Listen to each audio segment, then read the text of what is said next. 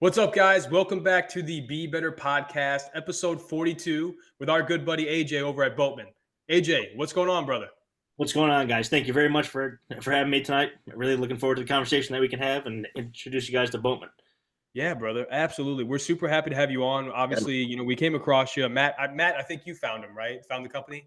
Yeah, actually, we had a mutual friend who he is involved with Caden.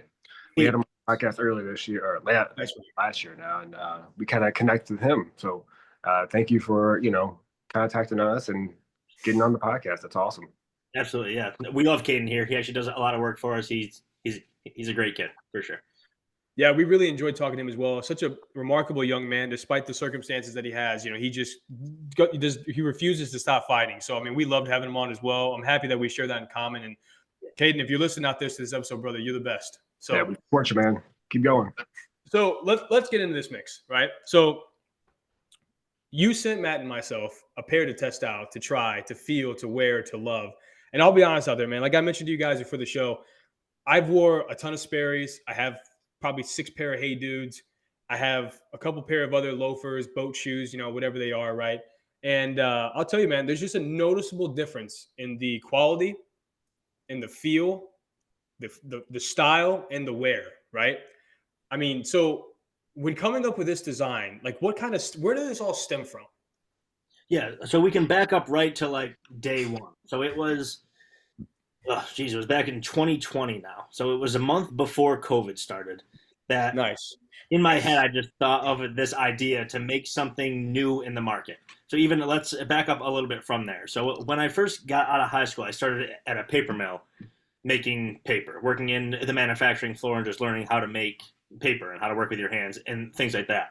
So one year we had this trial come in to the paper mill that we had to work with recycled materials. I can't really get too much into it, just of the confidentiality things, but we worked with recycled materials and like making paper out of recycled products. So it kind of just got my wheels turning, thinking that things are going more sustainable, things are going more recycled, and like there needs to be something out there that can be made with this material that we're making. And then I used to wear kind of like a preppy fashion, wearing Sperry's, wearing boat shoes, wearing all sorts of other brands and things like that to like dress nice and dress clean up. But it just kind of one day driving home from work, working with that recycled material, it kind of just clicked. My boat shoes were beat up. I was like, it's time for a new pair. So I just kind of looked down and I was like, well, wait, we just kind of made products that was like this. Why can't you make something like this from that? And from there, I just went home and working with this kind of material, the wheels were always turning. So I kind of knew like the first steps to take. So you got to look into the patent office and see if this product exists and see if it's out in the market. So I went home that night and did my research and found that there was nothing out there. So my first step back in 2020 now was to reach out to a patent attorney locally and get the product moving and get really the first steps forward, pun intended, and just get things going. So that. And how old were you at that time? Back then, geez, what am I now? I'm 26 now. What year is it? 25. So I was 21 when I first started that. Yeah, that was way back. Yeah. Looking back now, it doesn't seem like it was that far, but it's been a journey for sure. That's impressive. Yeah, I'm telling you. I think we all know because we all witnessed the COVID situation, right? I feel like the last 5 years was maybe 2 years long. I mean, it just went by so quickly because of how the world was. But you know what you did was remarkable. Before being in the profession I'm in now, I was in business and sales and marketing for my whole career. Okay. And what you did is my favorite term. It's called market disruption. So you went out there, you found a niche, a market, right? And then you realized, hey, there's a huge potential of underutilization being here. How can I dominate the market, right? First step, I love it that you went to a patent attorney. I mean, God bless. I know that was a little pricey, I'm sure, but it's definitely part of the process. Yeah. Sure. And then the rest, man, like you found a void that needed to be filled, and now you're doing it, right? And like, we're huge advocates of the kind of mission statement that you stand behind. Like I mentioned before, and I'm not going to bash any brands here because people like brands, whatever. But I will say this confidently out there to everybody listening, most recycled material, reusable brands, the more energy or self-sufficient, I should say, where they reuse material to make their products, it's normally a lower quality product, right? Just due to the nature of the materials inside. Guys, with these shoes, I'm telling you, it's a different ball game. It's a different caliber. It's a different planet, different universe. I mean, these are top tier quality shoes, priced very competitively, but the quality is super high and the mission statement stands behind it as well. I mean, it's a win. You're literally checking all the boxes for me. I mean, truthfully, it's a remarkable product that you've created. Me too. Really appreciate that. Yeah, we really appreciate that. That means more than you could ever put into words. So when people love our product, obviously that's the whole reason why we built the company, was to make a beautiful product that was at a decent price point and that would last and would be quality. To touch back on one point that you made is that we fill a gap in the market. But when I first started the company, that thought didn't even go into my head. So it was probably 6 months in of me actually working on things where we realized that we're filling the gap between luxury and sustainability. So like you said, that sustainable products, recycled products are lower quality. We just didn't even realize what we were doing. In the luxury market, there is no sustainability. If there is, it's very minimal. And that's kind of just a big gap that we're filling, because there's a lot of people who shop in these luxury markets are looking for that sustainable products because it's in their ethics, it's in their values. They're looking for it. They're screaming for it. And we're just filling that gap there, and it's obviously being shown with our product. Well, I feel like that's always been a big gap, right? And you bridge that gap, right? So like the always was, hey, if you want a high quality product, it's probably going to be made in a little unethical ways, right? I mean, all the high quality shoes are always made with products that maybe are harmful to animals, or maybe the conditions that the workers are building it in, whatever, or even the chemicals that they put in the shoe to preserve the leather. I mean, there's a lot of toxic things out there in products that are very high end that we don't know about, that some people might, some people don't. However, in this case, like I mentioned before, and I will beat this over anybody's head until they get it, because it's such an important factor here.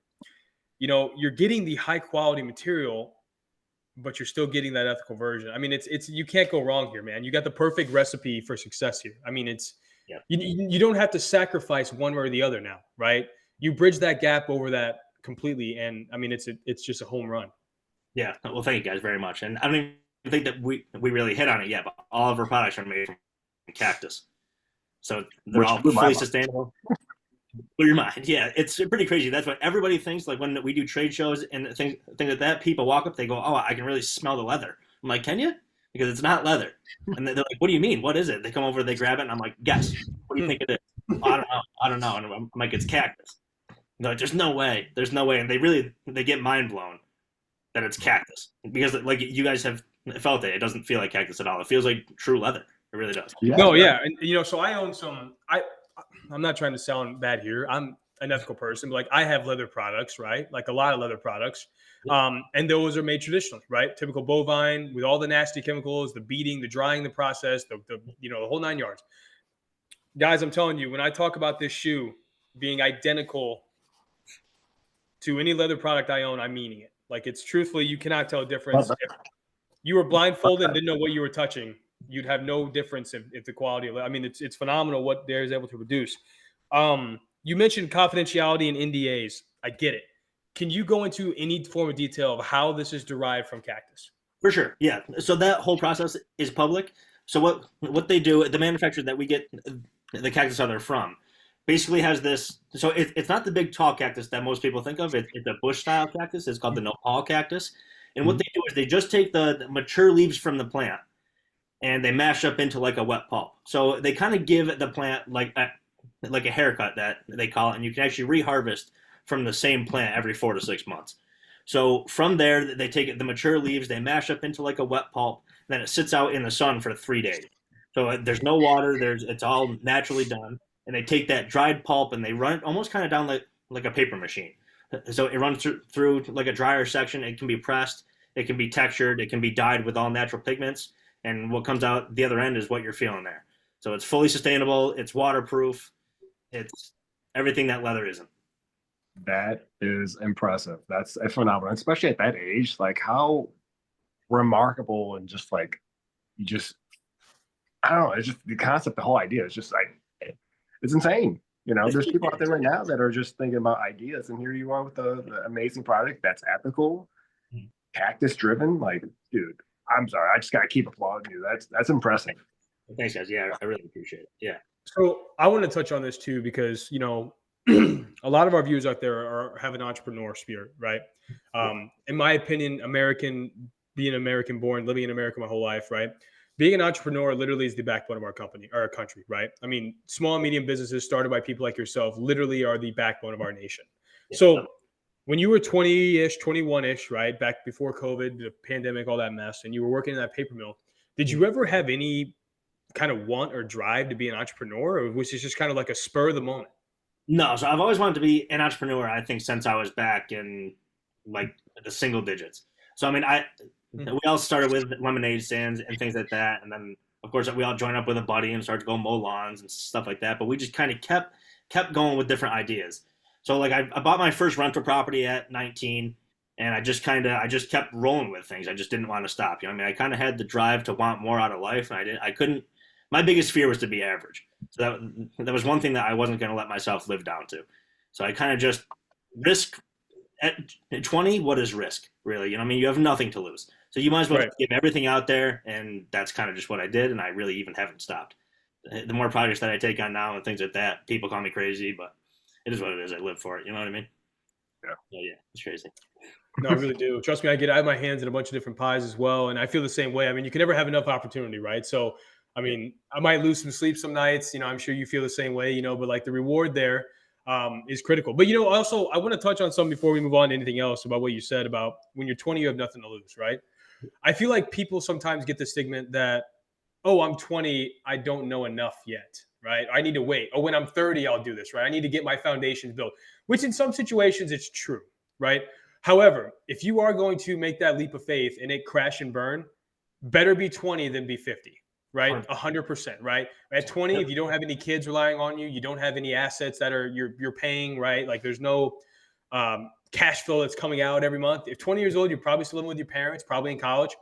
This is the time to go out there and at least explore, right? Try it, jump in feet first. If you fail, whatever you learned. If you succeed, look what you've done, right? Like it's all learning. Yeah, and it's a very big part that I think some entrepreneurs who, and you look at all the big ones, right? How many times have you seen that meme floating around Facebook? Don't worry about starting too late. Morgan Freeman didn't start acting until he was 53. That's great. I'm all for that. That's great, man. But like, imagine how many other good films he would have made if he would have started acting at 23, right? So truthfully, if you do your research and you work hard and you have a business model and a business plan together, there's no perfect age. The best thing to do is just to start. Agreed. Yeah, definitely. And I think some people have it and just some people don't. Obviously, the listeners here on this podcast have it. There's a reason that you guys are called the Be Better Podcast. Our listeners here are trying to do better for themselves, and they have the mindset that they want to do better, obviously. Just I think it's kind of all in how you're raised too, because being 20 years old, I mean, I've even got friends that just don't have that mindset. It doesn't make them right or wrong, but it's just like some people are built for it and some people aren't. You know what I mean? So starting at 20 is pretty early for the risk in starting your own kind of thing. So some people have it or just don't. I mean, that's kind of the way that I see it too. Did you have any mentors or role models that kind of get you in that right mind? I mean, I know you said you started thinking that at an early age, but did anything kind of help you through that process in that time? I mean, so it's kind of funny. When I was 18, so I moved out of my parents' house when I was 18, and I've never gone back. I'm trying to keep it that way. So when I first started then, so I started at the paper mill back then, and I just worked my way out of my parents' house and was able to do so. Right around the same time I started going to the gym, I kind of knew like what building that better mindset needed to be like and what your life needed to look like. So going to the gym was huge. Eating a good diet was big. Reading, research, and all that kind of stuff. So I mean, people who go to the gym, maybe somebody who comes to mind is Chris Bumstead. I'm not sure if you guys know who that is or not. Yeah, it's like a 4-time or 5-time Olympia now, right? 6, I think, actually now. Yeah, now that he's retired. But I mean, so that guy, when I was 18, he was probably one of the biggest influences in my life, just because we're very similar in the age. I think he's a couple years older, but I mean, we're very similar in age, and he was just always that one step ahead of everybody else. He was always in the best shape. He was always making money. He was always just driven to do so, and all of his content showed. So that was somebody who I really, really looked up to, and I still do every single day. He's somebody who I aspire to build a life that he's built, and he's just a huge person to follow, for sure. Yeah, I like that. He had a great work ethic. That's a great mentor. That's Chris, if you're listening, yeah, right. There you go.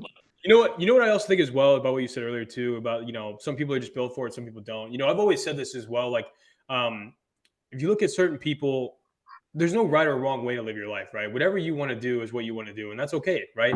But what you see is that some people have more ambition than others, right? Some people will they'll go to college, they'll do the traditional route, they'll go to college, they will have a 70,000 starting paying job, which is fine, I guess. It's nothing crazy, but that's fine. Then they just work their way up, and they're complacent, but they're comfortable that whole cycle, right? That's their timeline. And then you have other people that are uber ambitious that are like, dude, the world is not even enough. I need to just keep going, keep pushing, keep pushing. I'm the best. I need to be the best. I need to work harder. Oh, I had a setback. Okay, well, I'm going to come back twice as strong. And those truly are the people that really make big waves in this world and leave a lasting legacy, right? I mean, just the young age that you've been able to kind of realize that, have that ambition. I'm 2 years older than you, and I look at myself the same way. When you said that, I reminded of what I would say, right? When I was in my early 20s. Ambition always will outwork talent, in my opinion. For sure. Right? The guy that's in there giving it all, he might not be the biggest, the strongest, the smartest, the fastest, but if he's in there every day working like a dog, man, you best believe he's going to be something great. Yeah, for sure. Definitely watch out for that guy. Absolutely. Agreed. That's the one, man. That's the one. So let me ask you that. This is just a technical question for my own, mind's sake here. Do you guys own any of the cacti farm or anything like that, or do you guys just source it? We don't. So we source it. So we work with a manufacturer called Deserto, and they're based out of Mexico. We have a really good working relationship with them, so we work with them on every single thing. Awesome. I love that. I mean, there's nothing wrong with that too. I'm sure that's in the plans one day to own and operate the own sign, but Makes sense. I'd love to. Yeah. But sourcing that as well from a good company like that, that's in this or hemisphere, I should say. I mean, that's a win-win. I mean, Huge. Especially seems like they produce a good product. So yeah. I know we talked about the shoes. Do you want to go in more in depth with other products that you have on the market as well? Yeah, definitely. So we came out with a Weekender duffel bag that was about a year ago now that we dropped that. That's just like a Weekender style duffel bag. It comes in 2 different colors, black and brown. We're actually sold out of the brown now. We're just waiting for a restock. They flew off the shelves. It was crazy, especially with the holiday season and stuff like that. It was nuts. We have luggage tags, air tags. We're working on a couple different things right now too. We're looking at like a laptop kind of bag and a toiletry bag, and those should be out for spring this year. So, you mind if I'm going to share my screen? I want people to see the quality of these bags, because that's what whenever we were doing we were checking Indy, right? I told Matt, I was like, dude, I'm like, the shoes are great, but like, have you seen these bags? I travel quite frequently, and I was just like, this is, I shared the wrong screen. I was like, this is absolutely incredible. Can you guys see that on my end? Yeah, man, it's so elegant, and it looks so smooth. I love the color. Yeah, that brown is really sharp. Yeah. The brown is just unbelievable. I mean, the branding, the logo, the handle, it's like even the stitching on it alone is just phenomenal. 10 out of 10. And it's cactus, man. That's incredible. Yeah, it's crazy. I don't even have a brown bag. I had to sell it. I don't even have one for myself. I have a black one. I probably should have kept a brown for myself because they were beautiful. Oh my God. It's awesome too. For a Weekender bag like this, right? That's high quality. This is super affordable. I mean, truthfully, like I feel like my luggage was double this. Mm-hmm. Yeah. I mean, I have a Ralph Lauren bag that's leather, and I think it was like $850, maybe 900 or so. Yeah. Right. Yeah. So I mean, once again, guys, you're getting the quality of these name brands half the price in a better way of creation. I mean, it's a remarkable win-win. So you're out of the brown right now. So brown is currently out of stock, right? Yep. So everybody out there right now, unfortunately, until he restocks, you have to get a black one, which is not necessarily a bad thing because this thing is pretty damn clean. Yeah, they came out good. Definitely. That's beautiful. So I know the shoes, the luggage tags and the bags, right? So that's kind of in the hopper right now. Do you have any ambition of making any other products and add them to this website? Yeah. So like I mentioned, we're going to do the laptop carrier, which is kind of just like the laptop case, a toiletry bag. And from there, we really want to grow the bag line. Footwear is great and everything, but it's just making footwear is extremely expensive. And just from a business standpoint, like the one shoe that we have to carry 40 different SKUs. So between the different size ranges and the colors that we offer, it's a big overhead to hold, and it's a big warehousing cost. So if we can knock down into bags a couple different colors there and not have so many variety of one single product, it makes more business sense there. So that's just something that I kind of learned over time. Obviously, when I first started, from what from who I was back in 2020 to now, if I could go back and have the same knowledge, it would be a completely different company than what we even see today. It truly is crazy what you learn over time, and people just don't really realize that either. Like it truly, you just have to dive in because you don't know what you're doing. I had no idea what I was doing when I started. I've lost tens of thousands of dollars on things that I've learned, but that are never even, they're priceless. They're priceless lessons. Right. You truly can never, you can't buy that kind of knowledge. You know what I mean? Right. You have to go out there. You got to get kicked. It happens every single day. You have to go out there and you have to learn from doing. That's the best way to learn. I would completely agree. I mean, sometimes, man, the best lessons you learn are the ones that, hurt the most, right? And we've all made monetary mistakes that have taught us valuable lessons, good for the bad, right? I mean, I completely agree with that 100%. And we know what's funny is that, like I said before, in my past career, I dealt with business owners of all caliber, right? And everybody wants to always start a product line in the fashion category and have a million different SKUs. Why? Because they want to appeal to everybody. They want to offer every color, every size, every shape. Yep. No, what happens is it's a logistical nightmare. And that's exactly what you just described. So, I mean, I've got a feeling, luckily for you, even though you have 40 SKUs now, that's still not that many in comparison to most products. Agreed. I mean, the four colors you have now too, though, man, they're so good. I mean, that brown is, that's such a hallmark, beautiful color. You know what I mean? Sharp, yeah. No. I was mad. I was mad at Matt because Matt got the navy ones, and you sent me the tan one. Which the tan ones are awesome too. But I was like, Matt, anytime you want to trade, let me know. Like the navy ones are so slick as well. I mean, I have to get you guys the other ones, yeah, for sure. They look so good by the water. I can only imagine. They're sharp. Yeah, the brown ones. I mean, the brown. It seems like anything that we do in brown is going to sell out. I mean, like we had 9, 9.5, 10, 10.5 of brown shoes sold, gone. Yeah, it's just everything, all their color schemes. It just works. Yeah, it does. Yeah, definitely. You can kind of match it with anything, so it's a sharp color. Yeah, and the stitching as well, right? Some people hate that outer lace stitching. I love it. I think it just adds character to the shoe. I mean. Definitely. Everything. I don't know. And your logo too. Let me ask you this: where did you come up with that logo? We had our first marketing company when I first started it. They came up with that logo. It was just like a side project that they did because I came to them with like this kind of like cartoony logo that I built on whatever Adobe or something like that. That was going to be great. I was like, this is going to be the $1 million logo. This is going to be the Nike swoosh that everybody looks at. Way wrong. We're on 15 revisions since that, and this is the one that we have. So yeah, like I said, it was a small project for our first marketing team, and I think they crushed it. I think it looks great. I think so as well. I mean, it's just attractive. It's sleek. It looks something that would even look good on a shirt. You know what I mean? Like a small logo on a polo shirt would look phenomenal on it. Yeah. Are you thinking about apparel, polo shirts? I think down the line, yeah, for sure. Probably not right now, just because we'll focus on like our single customer now. So the one thing too now that we've learned is that when you build a single product, you really build that customer base. So it's so expensive to get new customers that once you have that customer base, you want to build more products to that customer. So that way you get the return customers are going to be your cheapest kind of marketing. It's basically super expensive. So for all of our business guys out there, what he just described was called customer acquisition, and that truly is either the blessing or the curse of the business, right? And like you said, once you develop that clientele, right? I mean, there's no question you already make good products, right? So if somebody buys one product from you, they should be a customer for life, right? So now their customer acquisition costs, in theory, should go down.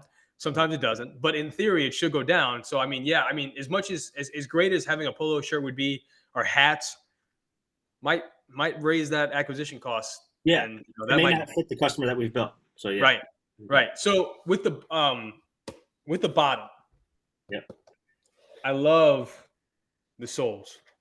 So the bottom is a natural rubber. So they tap a rubber tree just like they would a maple tree for maple syrup. It comes out in like a latex kind of form, and they pour it into the mold.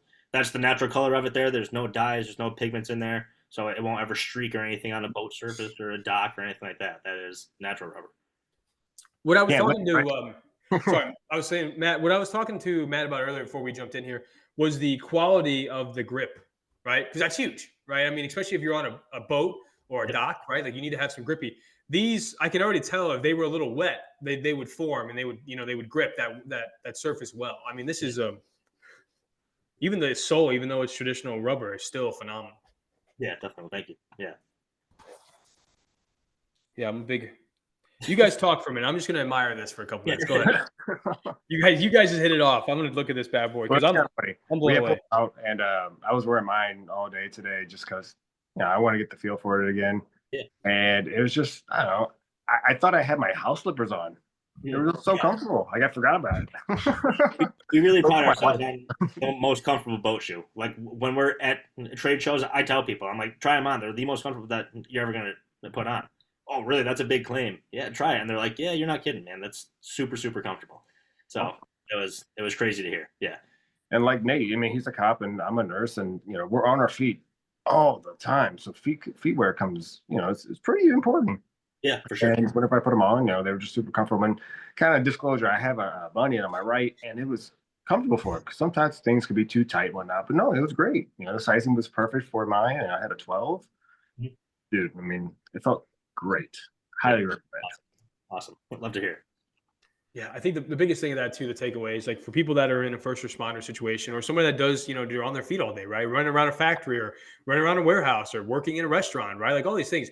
I mean, the quality of the shoe that you wear when you're not working is just as important as the quality of shoe when you do work, right? I mean, if you're not protecting your feet, they're going to deteriorate, right? And how many of these shoes out there are paper thin, right? Made of, I always say this, there's like a shoestring worth of material in this shoe. Yeah. And my feet are sore as shit from wearing, right? Yeah. Like I'm a big fisherman. My father-in-law's got this awesome boat. We go to the lake a couple times a year. We take it out. I own some lake property here in Missouri. We go out there and, these are now going to be my boat shoes, 110%. Because, the Hey Dudes that have the fabric on it, when they get wet, they deteriorate so quickly. These are designed for exactly what I need them to do. Yeah. So you get the duality factor of that because they're so, effective in that regard of the functionality portion. But now I look good too while doing it. I mean, come on, man. It's a win. What more can you want? Yeah. That luxury factor is just phenomenal. Yeah, definitely. What more can you want? Well, guys, I'll tell you what. Let's take a quick commercial break, and we'll be right back. We wanted to stop the episode here just in the middle to talk about one of our new sponsors, right? Boatman shoes. Absolutely phenomenal 10 out of 10 quality shoes here. If you know anything about Matt and I, you know that we care a lot about our footwear and things that we put on our feet, not only because we're both in the first responders place and we care about the quality of our feet and the health of our feet, but also about the same time, we like to look stylish, right? We like to look good when we go out. I will tell you that myself, being an avid fisherman, an avid angler, someone that goes during the summer to the beach, on boats, constantly, all that good stuff, I will be rocking these and these only. This right here is their standard typical product from a Boatman shoe style. Absolutely 10 out of 10 quality product. And Matt, let me ask you a question. I know you have one in your hand as well. If you were to guess what this was made out of, what would you say? Oh, 100% leather. You think that, right? Oh, yeah. You would think it's leather, but here's the secret sauce, right? It's actually made and derived 110% from cactus. So cactus, cacti, however you want to say it, that's exactly what's in this product here. So not only does it look good, feel good, performs good, but it's also made the right way with the best intentions. There's no harmful chemicals. There's no, 10 cows that were slaughtered to make each pair. These are made 100% plant-based from cactus, made from Mexico. 10 out of 10 quality here. They've got our stamp of approval. We're going to post some links below, guys, so you can check these products out. They also have a couple other things from bags to luggage tags, the whole 9 yards. Everything about these products are 10 out of 10, made from exactly the way we just mentioned. They got our stamp of approval. We are big fans. So if you haven't already, go to their website, check this out. Let us know what you think. Order a couple pair. These are the perfect gift for the summer, perfect gift for anybody that cares about a nice quality boat shoe. And like I said before, fellas, they got our stamp of approval. Thanks again. All right, guys. So, it's funny enough, when we were taking the commercial break, we were just chatting about some other funny stuff. And, we talked about people that are successful, especially in the entrepreneur space. What do they all have in common? Haters. The naysayers, haters, right? They're everywhere. I mean, it is what it is, right? And what we were talking about, what we all came to a consensus in is if you have haters, you're doing something right. For sure. There's always going to be somebody out there that wants to see you fail. It's hoping and praying on your downfall, as they say. So, AJ, tell me a little bit about that. When you were starting this bad boy and getting things rolling, what was that like having some of those naysayers and the people that just didn't believe? Yeah, I mean, you could probably kind of picture what the naysayers are going to say, right? So I'm bringing this new footwear to line. I'm going against giants like Louis Vuitton and things like that. I'm going against some big names here in a big industry. So people are like, yeah, good luck, man. I mean, you're coming out with a cactus shoe and you're going to go against these big names. Good luck. You know what I mean? And obviously, I mean, you hear it enough, you start to believe it. So you really just need to stay true to yourself. Like we were talking a couple minutes ago, stay true to yourself and really just pursue on. Because it truly doesn't matter what anybody thinks. It matters what you think about yourself. The only person that you need to answer to is the person looking back at you in the mirror. And I feel like that's just the biggest thing. So it doesn't really matter what anybody thinks or says or whatever. Yeah, I completely agree. Yeah.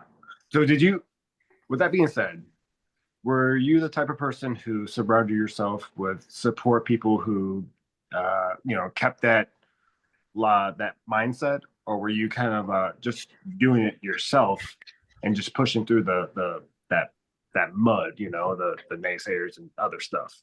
Yeah, no. So that's one thing that I'm super, super grateful for is everybody that's surrounded me from the start has been amazing. My mother and sister are amazing. They help me a lot in the company, and they are super, super supporters. I've got a couple other people on the team as well. So the business mentor, Robin Helfand, she's up here from Massachusetts. It's actually kind of a funny story how we met. I was actually in a conference and she was teaching a class of like 20, 30 people. So I was in the home office, and randomly, like there's this big loud crash behind me, and this big like cloud of smoke kind of rolled over my shoulder. I was like, what was that? It turns out the ceiling fell behind me. It was in an older house. It was just the ceiling fell in the middle of this conference. So I quickly just hung up the computer, dealt with that. And I was like, so it was just a weird week.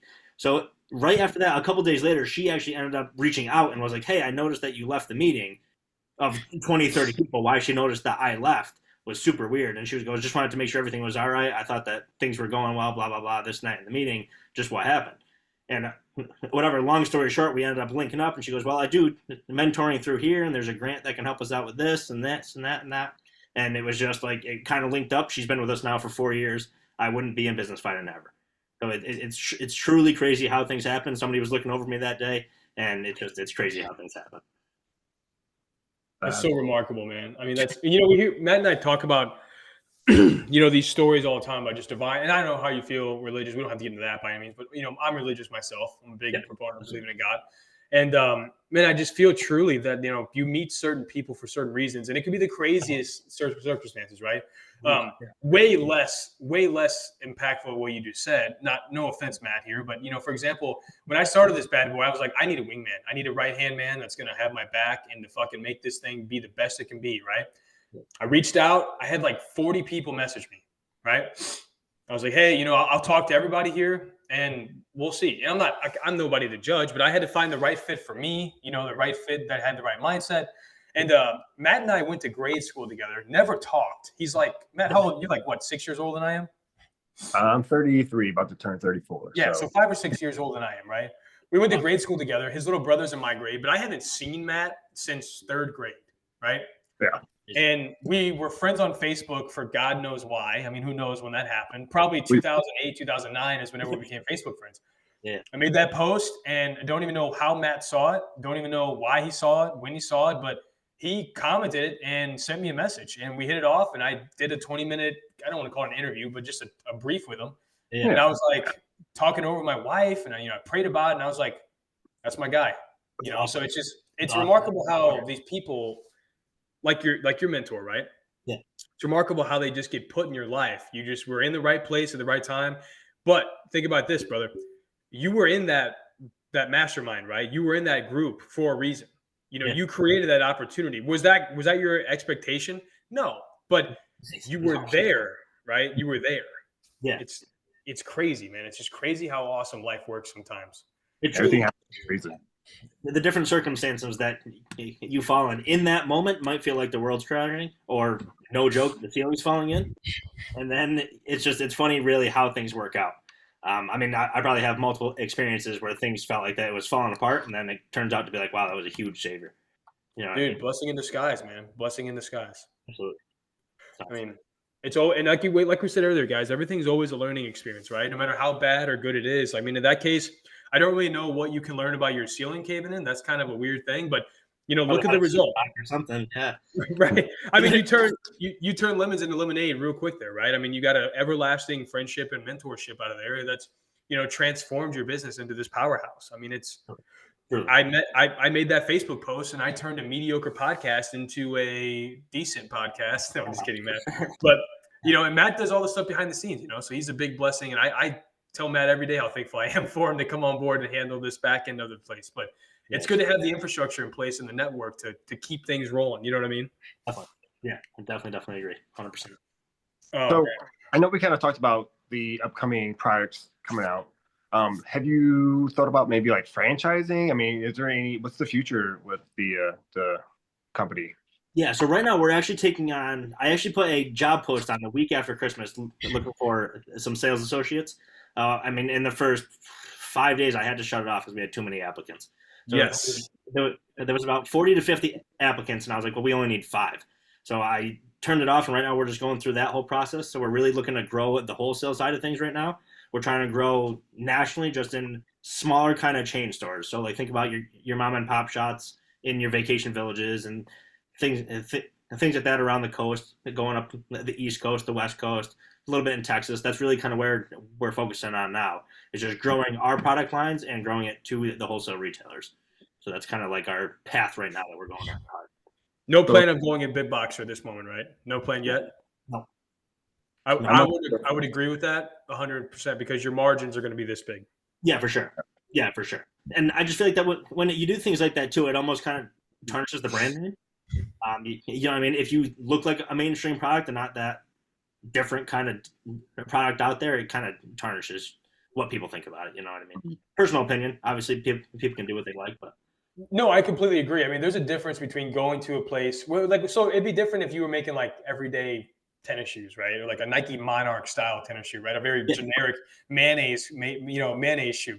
But in your case, like the people that you target, like they like the exclusivity, right? Like they like the I don't want to say rarity because they can buy your products online, but they like the premium aspect of it where they can only get it from these aspects, right? They can only get it from these locations. It's not, you can't go to Walmart and pick these up like you can a pair of Shacks, right? Like exactly.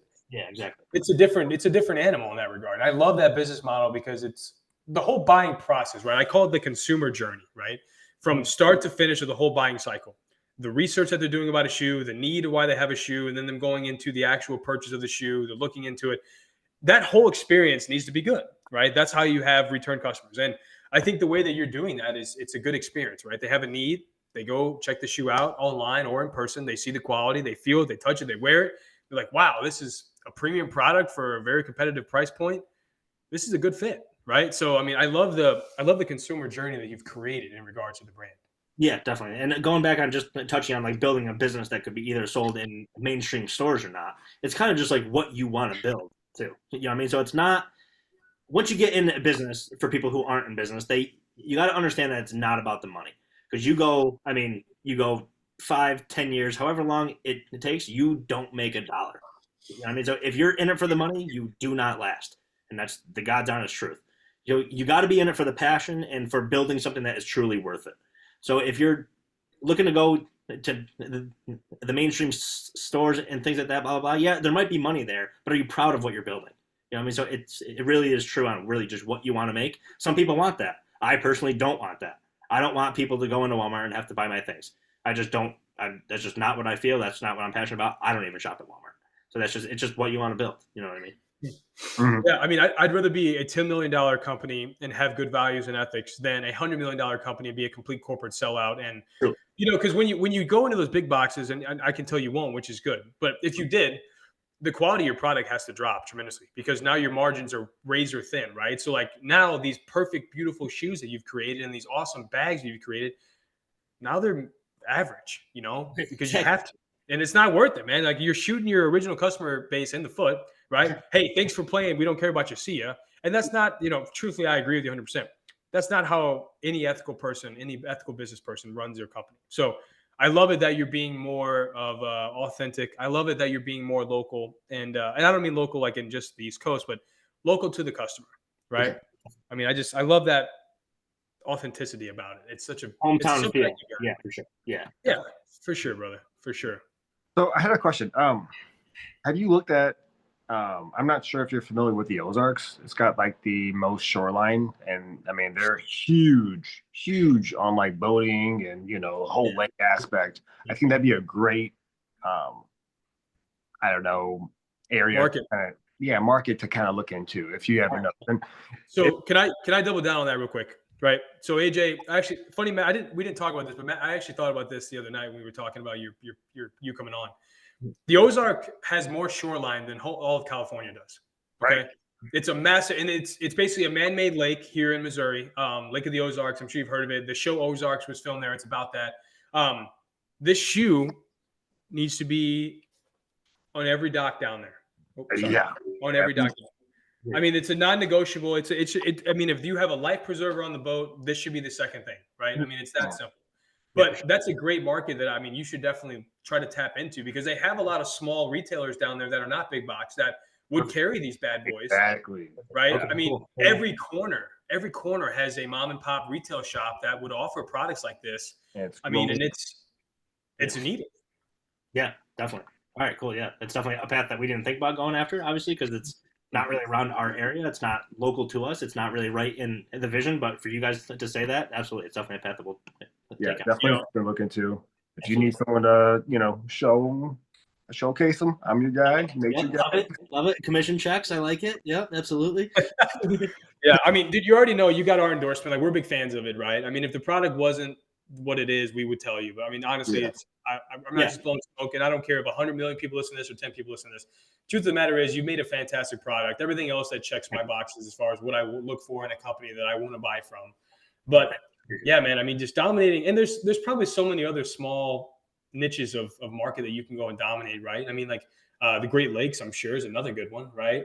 I mean, but no need to put all those eggs in one basket at one time. I'm sure this will blow up and kind of sweep the areas by storm naturally, anyways. So yeah, for sure. Yeah, thank you. I appreciate that. This is gonna be sick, man. I'm really excited. I can't wait. It's frozen outside now, but a couple months I'll be on a boat, ripping some lips and wearing this bad boy. It's gonna be great. Love it. Absolutely. Oh man. Well, AJ, I just want to say truthfully, brother, thank you so much for coming on. I know we're right at like an hour mark here, so we won't push it too farther. But man, I just want to thank you again for not only creating such a remarkable and revolutionary product, but just coming on and just being able to kind of share a little bit about your story and the humble beginnings that you've kind of came through, your triumph and tribulations. And man, I'm so excited for the next 5 years for you guys. Definitely. Yeah. Thank you guys very much for obviously having me on tonight. It was a great talk. I think we got a lot of good things covered for the listeners. It was a blast. Yeah, dude. I mean, God bless. I completely agree 110%. Well, Matt, do you have anything to add before we jump off and let him get back to work? No, pretty much like, thank you for having us on. Thank you for coming on. And I think we should get you back on, a couple months to kind of not a couple months, like later down the year to kind of see a recap on the new products or maybe, see how the growth is. Absolutely. Yeah, let's do it. No. Well, guys, this is the end of the episode. So I'm going to say this once. I've said it 100 times on here. If you haven't checked it out already, we're going to put all the links to his website and everything else. Give him all the follows on social media so you can stay up to date with all the new products he has coming out. If you're looking for a good gift for somebody, I'm telling you right now, these shoes would be a near perfect gift. The perfect gift would be the bag. Valentine's. That's true. All ladies out there, that'd be a good move for sure. I'll tell you what, my wife, if I didn't have a pair right here, I'd be asking for these for Valentine's Day. This is pretty solid stuff. Guys, I'll leave you always how I leave you. If you don't do anything else, just try to be a little better. Thanks a lot, guys. Thanks, guys.